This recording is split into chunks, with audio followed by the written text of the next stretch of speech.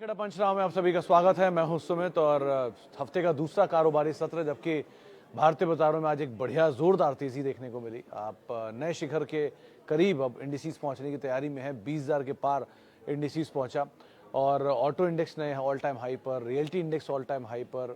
IT में आज एक अच्छी खरीदारी थी। मिड कैप लगातार 10वें सत्र में अपने ऑल टाइम हाई के करीब पहुंचा और क्लोजिंग में वहीं आते हुए दिखाई पड़ी। स्मॉल कैप में खरीदारी थी। सो ब्रॉडर मार्केट्स के अंदर एक अच्छी तेजी देखने को मिली। आज की तेजी में पूरी तरह सपोर्ट था निफ्टी बैंक का। 1.5% के आसपास की बढ़त वहां पर आते हुए दिखाई पड़ी और आईटी सेकंड हाफ में चला, स्पेशली टीसीएस सेकंड हाफ में, जिसने वो फिच के एक अपग्रेड के बाद खरीदारी आई। 1.5-2% की बढ़त वहां देखने को मिली लार्ज कैप में। एंड लार्ज कैप में एचडीएफसी बैंक आज बड़े समय बाद 2% के आसपास की तेजी यहाँ पर देखने को मिली। एफएमसीजी स्पेस में आज बाइंग थी, करीब करीब 0.5% के आसपास की बढ़त वहाँ थी। मेटल 102% के आसपास की तेजी वहाँ दिखा रहा था। ओवरऑल सेंसेक्स 750 अंकों के आसपास की तेजी में बंद हुआ। पीएसयू बैंकिंग बास्केट 1% के उछाल के साथ कहीं जाके बंद होता हुआ दिखाई पड़ा। मिड कैप रफली 1% के आसपास ऊपर बंद हुआ। स्मॉल कैप करीब करीब 1% के आसपास की बढ़त के साथ बंद होता हुआ दिखाई पड़ा। 20,100 ये निफ्टी का जो लेवल है वो देखने को मिला और ये करीब करीब 18 सितंबर के बाद पहली बार निफ्टी 20,100 के करीब कहीं जाकर बंद होता हुआ दिखाई पड़ा। तो एक स्ट्रॉन्ग क्लोजिंग मार्केट्स में आ जाए और एक अच्छे नंबर्स आप ओवरऑल मान सकते हो। न्यूज़ फ्लो ड्रिवन दिन था, तो न्यूज़ फ्लोज के इम्पैक्ट थे। मिसाल तौर पर एस्टर डीएम, जहाँ पे उन्होंने अपने कारोबार बेचा, मतलब घरेलू मतलब कारोबार और नहीं, जीसीसी कारोबार नहीं, गल्फ कंट्री का कारोबार जो वो बेचा और पेरेंट ने एक फंड के साथ मिलकर उसे खरीदा। रिएक्शन बहुत स्ट्रॉन्ग था, 18-19% की तेज़ी वहाँ थी। फिलिप्स कार्बन ने 3800 करोड़ रुपए में एक पुणे बेस्ड कंपनी खरीदी, उसका एक इम्पैक्ट था। 6-7% की तेज़ी वहाँ आते हुए दिखाई पड़ी। इसके अलावा जो बाकी न्यूज़ फ्लो में आयरेडा की आज लिस्टिंग थी, तो लिस्टिंग का एक इम्पैक्ट देखने को मिला। 20% के आसपास की अपर सर्किट स्टॉक में रखते हुए दिखाई पड़े। Strong flow, strong demand, 10 crore के आसपास की शेयरों का सर्किट था वहाँ पे। 1 करोड़ शेयरों का माफी सर्किट था वहाँ पे। यथार्थ हॉस्पिटल, जहाँ पे एमपी में इनका एक हॉस्पिटल पे गवर्नमेंट ने इशू रेज किया है, 12-13% स्टॉक नीचे रहा। के आरआर काबेल में वो इनकम टैक्स की खबरें थी, 2% नीचे वो बंद हुआ। लाइकवाइज अलग अलग न्यूज़, अलग अलग खबरें जो कि आते हुए दिखाई पड़ रही हैं। और अब जो आगे ट्रिगर हैं उसमें सबसे पहले तो लिस्टिंग है, जो कि कल होने वाली है। 3 लिस्टिंग कल हैं प्रोमिनेंटली, जिसमें एक टाटा टेक की लिस्टिंग कल होनी है, गंधार ऑयल की लिस्टिंग कल होनी है, फेड फाइनेंशियल की लिस्टिंग कल होनी है। फ्लेयर की लिस्टिंग हालांकि परसों होगी, तो उसको आप नेक्स्ट 1 तारीख के लिए देख सकते हैं। सो जिन जिन को अलॉटमेंट हुआ टाटा टेक एंड बाकी आईपीओस का, उनको बहुत बहुत शुभकामनाएं।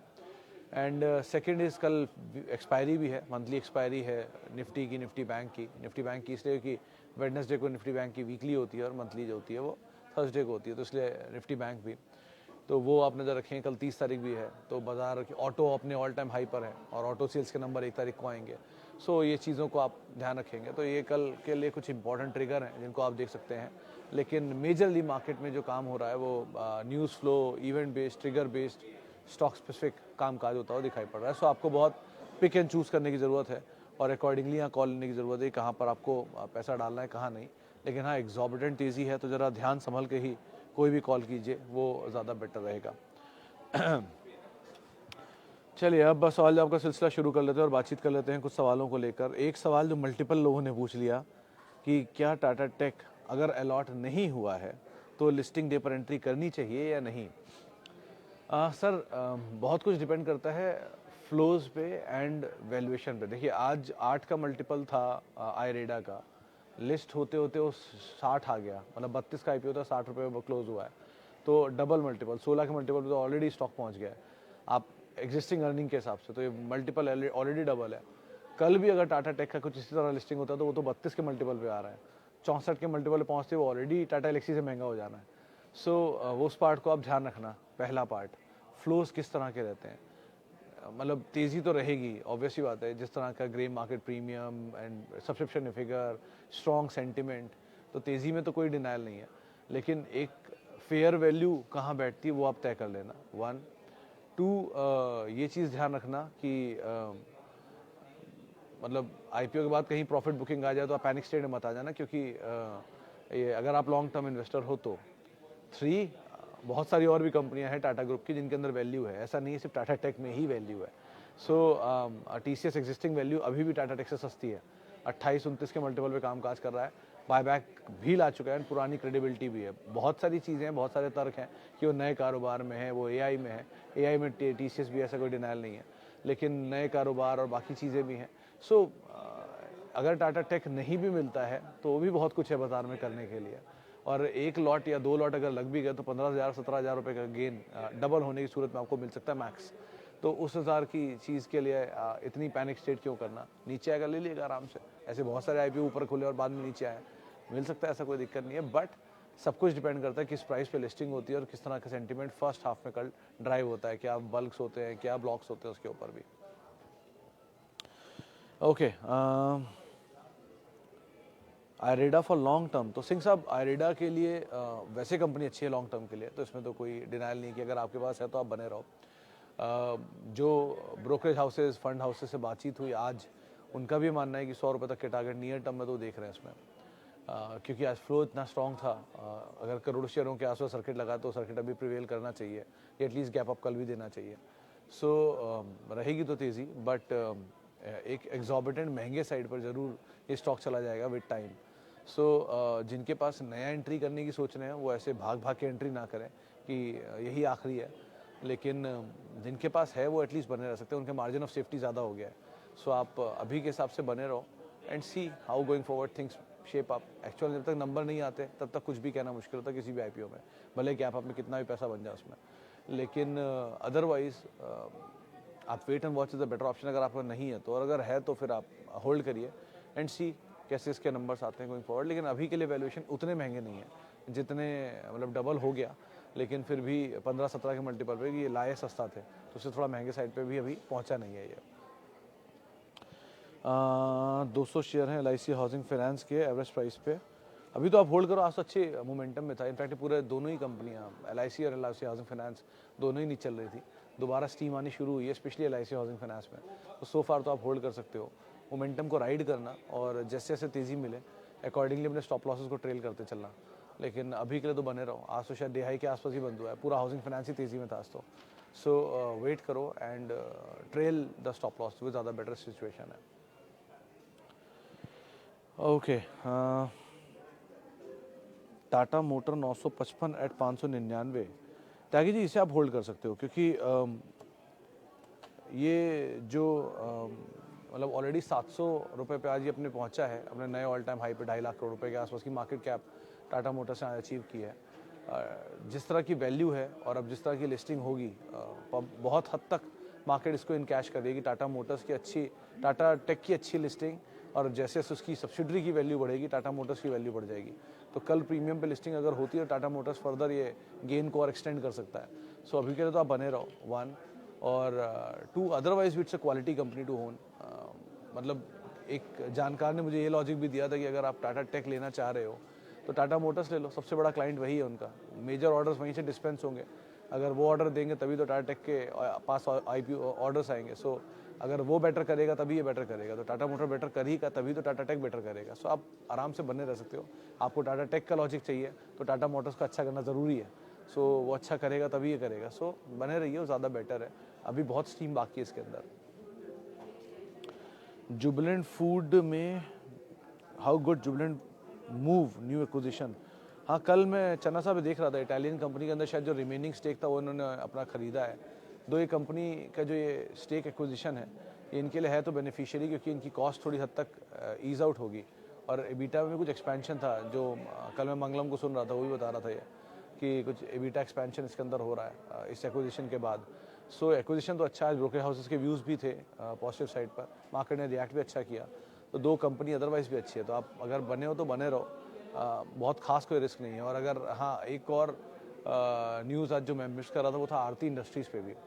आप आरती इंडस्ट्री में एक अच्छी तेज़ी देखने को मिली, कुछ बस भी है बाजार में एक बड़े ऑर्डर को लेकर जो मिडिल ईस्ट से आ सकता है। सो अकॉर्डिंगली आप उस पर भी नज़र रखना, बढ़िया तेज़ी वहाँ पर बनते हुए दिखाई पड़ी। इनफैक्ट केमिकल पे 2-3 एनालिस्ट कॉल भी हुई हैं और उनका भी ये मानना है कि 2-3 क्वार्टर के नंबर जो है थोड़े स्टेबल आ सकते हैं। गोइंग फॉरवर्ड क्वार्टर की सिचुएशन थोड़ी बेटर हो सकती है। सो जिनके पास भी पड़े हो आरती इंडस्ट्रीज एंड ऑल, वो आप आराम से यहाँ पर बने भी रह सकते हो।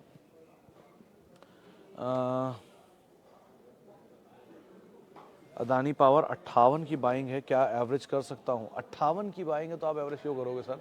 वहाँ से 4 गुना ऊपर जाके एवरेज करने का क्या लॉजिक बनता है? फिलहाल तो आप बने रहो, बेटर यही है आपके लिए। जो भी पोजीशन है, नए अकाउंट में आप लेना चाहो तो बात अलग है, लेकिन उसमें भी आप इतनी एग्जॉर्बिटेंट ऊपर जाने के बाद क्यों लोगे? इसे 4 गुना ऊपर आ चुका है स्टॉक। सो इंस्टेड आप होल्ड करो, और नई खरीदारी करना चाहते हो तो किसी फॉल में अदानी ट्रांसमिशन, अदानी पावर और अदानी पोर्ट, ये तीनों ले सकते हो। अभी के लिए तो बढ़िया तेज़ी आप देख ही रहे हो, ग्रुप में चली रही है, और ये नाम मैं कई बार मेंशन भी कर चुका हूँ, Adani transmission, Adani power, Adani port. हर ही वीडियो में मोलेस मेंशन करता हूँ कि अगर आप अदानी में कुछ ढूंढ रहे हो तो ये एक नाम हो सकते हैं, तो आप देख सकते हो। बट अगेन एक ही चीज़ है कि आप जो भी नई खरीदारी कर रहे हो, उस खरीदारी के लिए आपके स्टॉप लॉसेस को आप इंटैक्ट रखोगे। ओके, कुछ सवाल जरा अब यूट्यूब के भी ले लेता हूँ जो मेरे पास आए हैं। Okay, GMDC best for dividend play? If yes, is it good to buy at CMP for long term? I want to build up dividend income. तो जतेंद्र जी, पहली चीज़ आप BPCL देख सकते हो आज, क्योंकि BPCL में अभी 5% डिविडेंड यील्ड बना है। एक तो आज वो उन्होंने 21 रुपये पर शेयर का डिविडेंड अनाउंस किया, तो उनके लिए 5% यील्ड बैठती थी 210 रुपये। तो कल परसों में जहाँ कहीं फॉल आ जाए वहाँ रख लो। तो एक काम करना आप, अगर आप डिविडेंड बेस्ड पोर्टफोलियो बनाना चाह रहे हो तो उसका तरीका ये नहीं होता। उसका तरीका होता है डिस्ट्रेस में आप जितना लो, जैसे डिस्ट्रेस में GMDC लो, डिस्ट्रेस में BPCL लो, डिस्ट्रेस में ओरेकल लो। तो जितनी regular high dividend paying company है उनको आप लिख लो अपने पोर्टफोलियो में, एक वॉच लिस्ट में डाल लो, और जब जब उनमें बड़े बड़े फॉल आते जाएं तब तब उनको ऐड करते जाओ, क्योंकि जैसे जैसे आप ऐड करते जाओगे वैसे वैसे उनकी डिविडेंड यील्ड अट्रैक्टिव होती जाएगी और आपको बेनिफिट देता जाएगा। सो बेटर यही है कि आप कोई भी बड़े फॉल में उनको खरीदो जो कि डिविडेंड यील्ड बना रहे हैं। हालांकि ये बात मेंशन होता है कि जब कोई क्राइसिस फॉल आता है, जब बड़ा फॉल आता है, तो आपके लिए पैनिक बाइंग करने का समय होता है। लेकिन क्योंकि आप डिविडेंड इनकम चाह रहे हो तो डिविडेंड यील्डिंग स्टॉक्स का पोर्टफोलियो बना के उनके अंदर आप धीरे धीरे बाइंग करो। IOC, BPCL, GMDC, Oracle, Goodyear, even Vedanta, Hindustan zinc prominently, not Vedanta. तो इन सब को आप एक वॉच लिस्ट में डाल लो, और धीरे धीरे जैसे जैसे सेल ऑफ देखो मार्केट में इनके अंदर इंडिविजुअली, वैसे वैसे इन्हें ऐड करते चले जाओ। अगर पतंजलि फूड नहीं ले पाए तो कल आपको मिल जाएगा नीचे, कल ले लीजिएगा, ऐसा कुछ नहीं है। लेकिन आप अगर चाह रहे हो लेना तो आप ले सकते हो, उसमें कोई खामी नहीं है। कल भी मैंने ये बात मेंशन की थी, पतंजलि फूड ले सकते हो, सर्किट लग गया उसमें। लेकिन अगर आपको नीचे मिल जाए तो आप ऐड कर सकते हो, कोई दिक्कत नहीं है। चोला फाइनेंस और चोला होल्डिंग में बेटर कौन सी है? डिफरेंस क्या है? लास्ट ईयर में होल्डिंग का रिटर्न ज़्यादा है, पर लास्ट 5 ईयर में फाइनेंस का रिटर्न ज़्यादा है। सर, एक फाइनेंशियल कंपनी है जो कि NBFC बिजनेस के अंदर कामकाज करती है, और एक होल्डिंग कंपनी है जो कि अलग अलग इन्वेस्टमेंट करती है इन्हीं की ग्रुप आर्म्स के अंदर।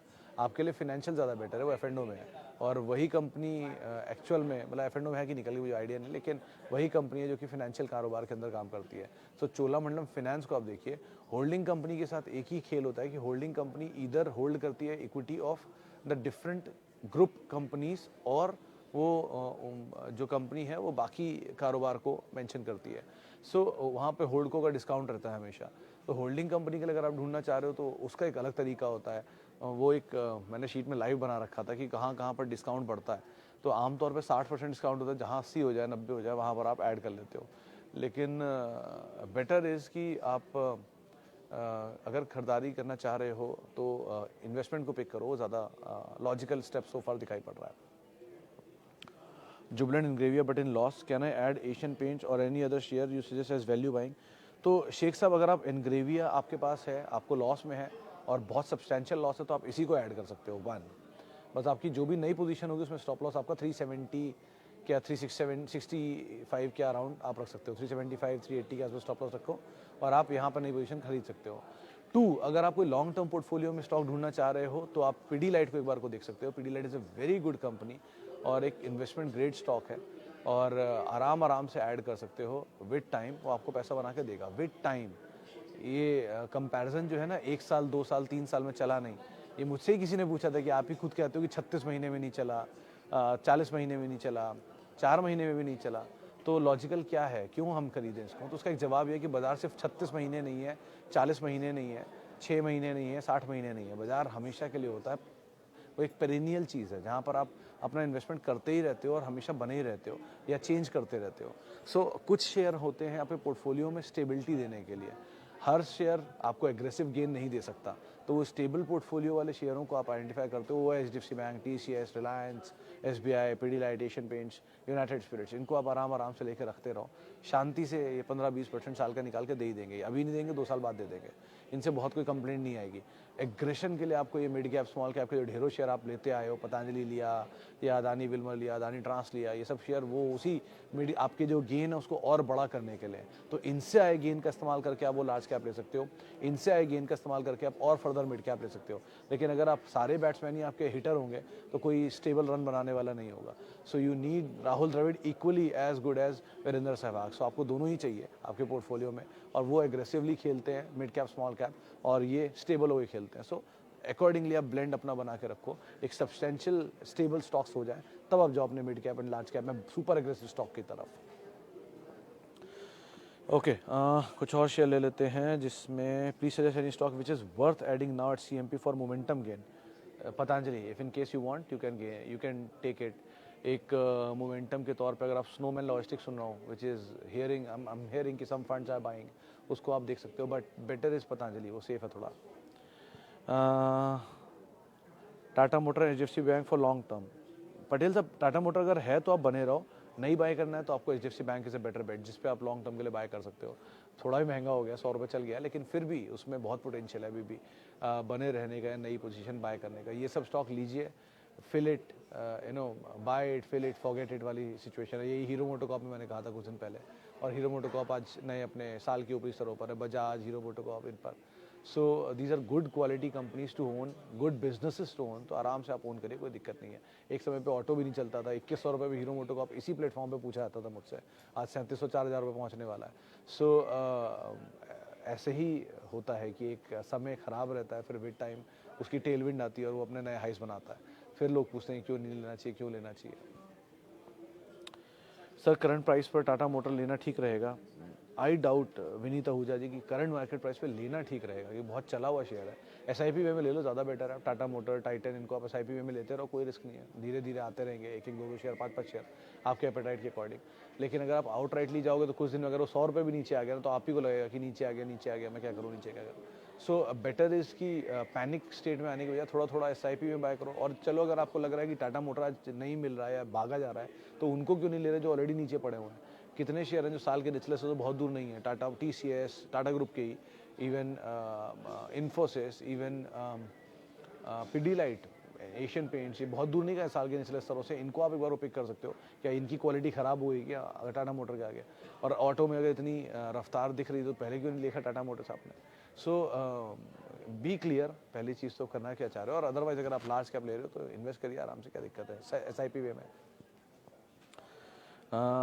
Small cap chemical stocks to buy at CMP other than Jubilant Ingrevia is already holding it. Small cap Lakshmi Organics देख सकते हो इफ़ इन केस आप चाहो तो, मतलब स्मॉल कैप केमिकल में एक कंपनी, यार मुझे किसी ने और बोला था, गणेश बेंजोप्लास्ट, इसमें कुछ फंड्स की बाइंग हो रही है, ये कंपनी भी ठीक लग रही है, इनको आप देख सकते हो। But again, risk is all yours. I can suggest some names, लेकिन risk is all yours one, and these all for your knowledge purpose. तो पहले पढ़ाई करके फिर कॉल लीजिएगा। स्मॉल कैप पूछ रहे हो आप, स्मॉल कैप में सबसे ज़्यादा large risk is into small cap, small risk is into large cap. So इस हिसाब से कॉल लेना आप। ओके, आगे बढ़ते हैं। और वी मार्ट, दुबे जी, वी मार्ट से बेटर डी मार्ट चले जाओ आप, क्योंकि डी मार्ट में, मतलब आज ही किसी से बात हुई थी जिसके पास एक्चुअल अलॉटमेंट है डी मार्ट के, तो मैंने उनसे पूछा कि आपने 7000 देखा, आपने बेचा नहीं, तो वो बोले कि नहीं, अभी इसमें मतलब बहुत जूस बाकी है। So 7000 is not the real worth जिसके लिए डी मार्ट लेता। तो अभी तो better is to hold it for a longer period of time. तो instead of VMart you can switch on to DMart, that has better potential and better management, better pedigree. चलता थोड़ा कम है आजकल, लेकिन ठीक है, it's a good zone to accumulate. तो अगर आप चाह रहे हो तो उसको ऑप्ट कर सकते हो। फिर भी वापस लौटते हैं, और CG पावर 48 के बाइंग है, लॉन्ग टर्म व्यू, कैपिटल निकाल चुका, कुछ मत करिए दूडी सर। तो जयप्रकाश जी, आपके लिए सीधा और साफ जवाब है, इसको अपने बच्चों को आप गिफ्ट कर दीजिए बस, और ये बोल दिए कि आप उनको बोल दो कि वो बेचे, and find out something else. कोई और CG पावर आप ढूंढिए जो कि आप मतलब अच्छा जिसे ढूंढ पा रहे हैं, लेकिन इसमें अब कुछ करने की ज़रूरत नहीं है। You have done what ever you want. अब बाकी इसको अपने आप करने दीजिए, कैपिटल अपने आप अप्रिशिएट करता रहेगा। ऑलरेडी आपका पैसा 10 टाइम कर चुका है ऑलमोस्ट, और यहाँ से भी इसमें डबल होने की पोटेंशियल मुझे दिखती है। सो समय लगेगा लेकिन ये हो जाएगा। So end of the day इसको मर्ज होना है ट्यूब में, और आपको ट्यूब के शेयर मिल जाने। सो बेटर इज़ कि आप आराम से बने रहो, कुछ मत करो, फॉरगेट इट, एंड मतलब इसको दूसरे ही किसी खाते में डाल दो जहाँ आप देखो ही ना इसको। सो आराम से keep it, it's a good asset, gold जैसा एसेट है आपके पास अभी है। GMR इंफ्रा 5859, सर कुछ इसमें खबर तो आने वाली है, बीच में न्यूज़ फ्लोज है डेट रिडक्शन को लेकर, बने रहो अभी तो, और देखो मोमेंटम कैसा है, बट राइड करना मोमेंटम पे, क्योंकि यहाँ पर इन्होंने दो बहुत क्रूशल काम किए हैं।